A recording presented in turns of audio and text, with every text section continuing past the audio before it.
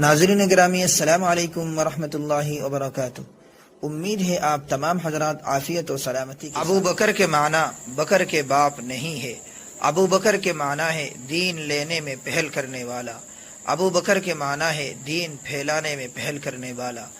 ابو حنیفہ کے معنی حنیفہ کے باپ نہیں ہے۔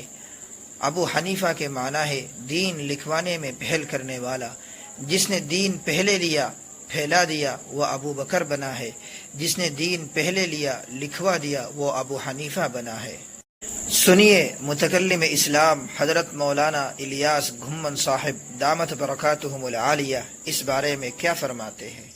حضرت عبداللہ پیغمبر کے پہلے صحابی ہے بڑوں میں سے، لیکن ابو بکر کہتے ہیں اس کا معنی یہ نہیں ہے کہ بکر کا باپ ہے۔ اس کا معنی جب پیغمبر نے اعلان کیا کون میرا کلمہ پڑھے گا، بڑوں نے جس نے پہل کی وہ عبداللہ ہے۔ مجھے کون ساری دولت دے گا، جس نے پہل کی وہ عبداللہ ہے۔ مجھے کماری لڑکی چاہیے، نکاح میں کون دے گا، جس نے پہل کی ہے یہ عبداللہ ہے۔ میں نے ہجرت پہ جانا ساتھ کون چلے گا، جس نے پہل کی ہے یہ عبداللہ ہے۔ میرے نبی دنیا سے گئے ہیں، ان کے مسلح پہ پہلے کون کھڑا، عبداللہ ہے۔ نبی دنیا سے گئے ہیں، پہلے امام کون بنا، یہ عبداللہ ہے۔ میرے نبی جنت، میرے نبی قبر میں گئے ہیں، حضور کے بعد سب سے پہلے نبی کی قبر میں کون گیا، یہ عبداللہ ہے۔ نبی قیامت کو اٹھیں گے سب سے پہلے کون اٹھے گا، عبداللہ ہے۔ نبی جنت پہ جائیں گے ساتھ پہلے کون جائے گا، عبداللہ ہے۔ ابو بکر کا معنی بکر کا باپ نہیں ہے، ابو بکر کا معنی پہل کرنے والا ہے۔ کلمے میں پہل کی ہے، ابو بکر بنا۔ ہجرت میں نبی کے ساتھ پہل کی ہے، ابو بکر بنا۔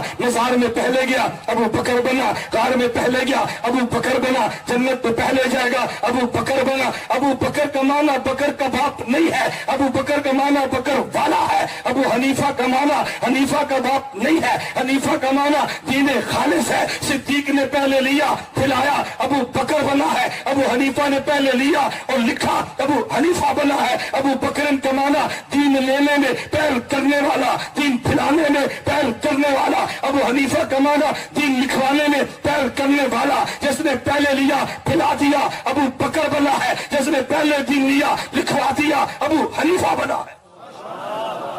ابو حنیفہ کا معنی حنیفہ کا باپ نہیں ہے، ابو حنیفہ کا معنی دین حنیف کو لکھوانے میں پہل کرنے والا ہے۔